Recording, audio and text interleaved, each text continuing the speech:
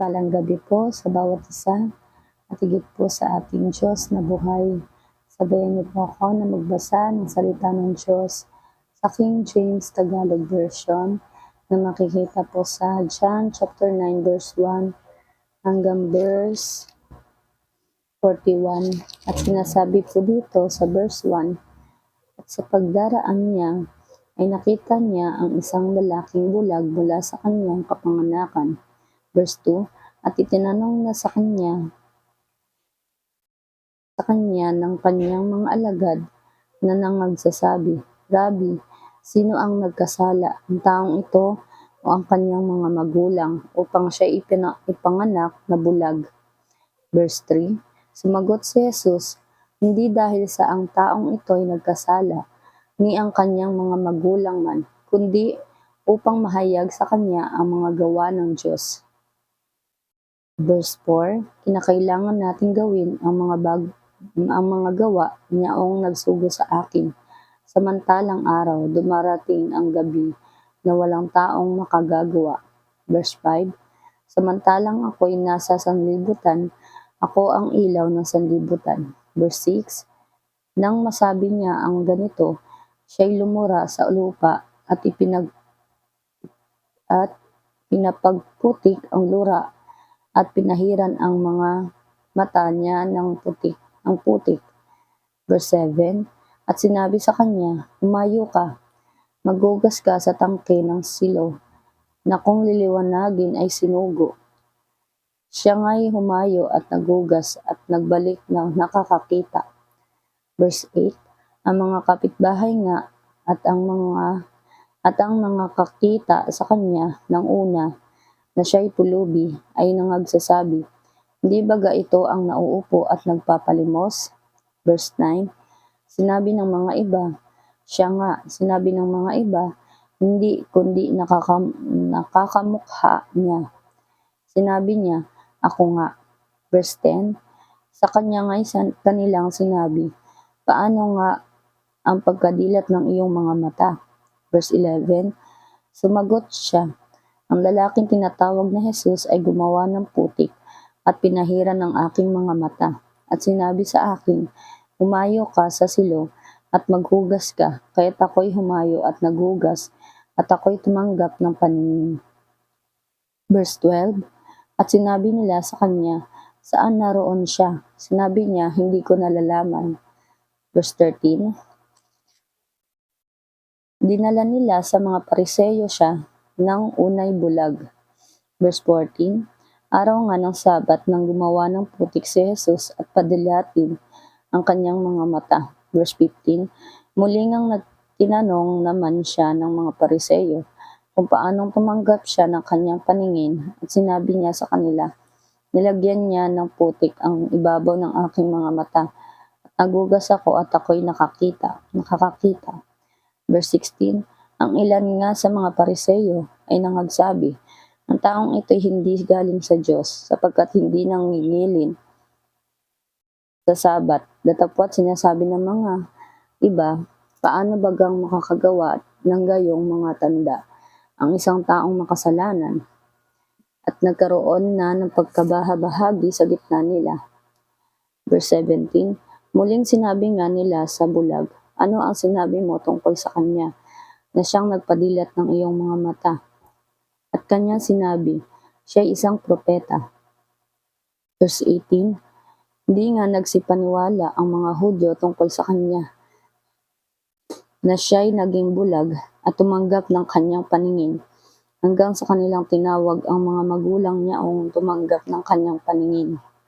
Verse 19, at nangagtanong sa kanila na sinasabi, ito baga ang inyong anak na sinabi ninyong ipinanganak na bulag? Paano nga nakakakita siya ngayon?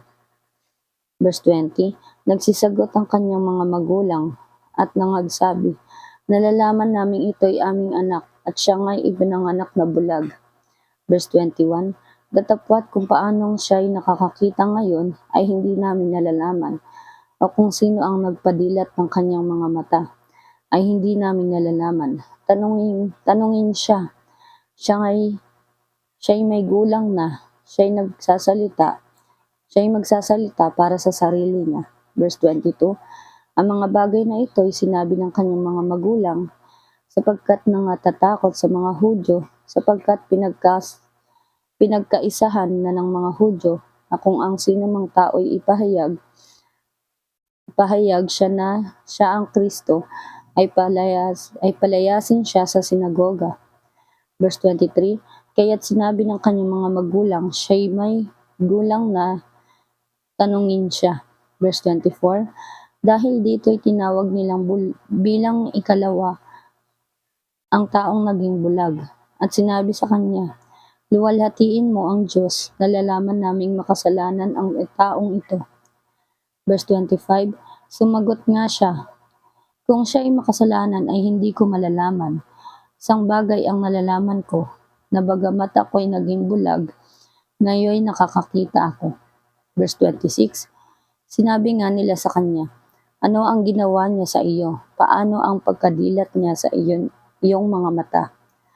Verse 27, sinagot niya sila, kakasabi ko lamang sa inyo at hindi ninyo pinakikinggan. Bakit ibig ninyong marinig uli? Ibig baga naman ninyong kayo'y maging mga alagad niya? Verse 28, at siya'y kanilang inalipusta at sinabi, ikaw ang alagad niya, datapwat kami mga alagad ni Moises. Verse 29, nalalaman naming nagsalita ang Diyos kay Moises, datapwat kung tungkol sa taong ito ay hindi namin nalalaman kung taga saan siya. Verse 30, sumagot ang tao at sa kanila ay sinabi, narito nga ang kaligila-gilalas na hindi ninyo nalalaman kung siya'y taga saan, at gayon may pinadilat niya ang aking mga mata. Verse 31, nalalaman naming hindi pinakikinggan ng Diyos ang mga makasalanan, datapwat kung ang sinumang tao'y maging mananamba sa Diyos at ginagawa ang kanyang kalooban, siya'y pinakikinggan niya. Amen. Verse 32, buhat ng lalangin ang sanlibutan ay hindi narinig kailanman na napadilat ng sinuman ang mga mata ng isang taong ipinanganak na bulag.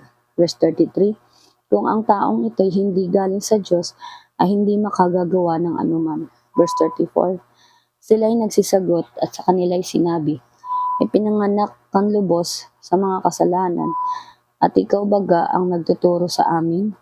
At siya'y pinalayas nila. Verse 35, nabalitaan ni Jesus na siya'y pinalayas nila at pagkasumpong sa kanya ay sinabi niya, sumasampalataya ka baga sa anak ng Diyos?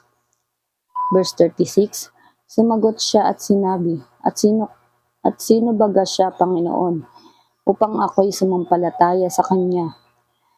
Verse 37, sinabi sa kanya ni Jesus, siya'y nakita mo na, at siya nga na nakikipagsalitaan sa iyo. Verse 38, at sinabi niya, Panginoon, sumasampalataya ako, at siya'y sinamba niya. Verse 39, at sinabi ni Jesus, sa paghatol ay naparito ako sa sanlibutang ito, upang ang mga hindi na nakakakita ay mga kakakita, at upang ang mga nakakakita ay maging mga bulag. Verse 40, yaong mga Pariseyo na kasama niya ay nakarinig ng mga bagay na ito at sinabi sa kanya, kami baga naman ay mga bulag din? And last verse po, verse 41, sa kanila ay sinabi ni Jesus, kung kayo'y mga bulag, ay hindi kayo magkakaroon ng kasalanan. Datapwat kayo'y sinasabi ninyo, kami nakakakita, na nanatili ang inyong kasalanan. Ito po ang salita ng Panginoon. Salamat po sa Diyos at purihin ng Panginoon. Sa Diyos po ang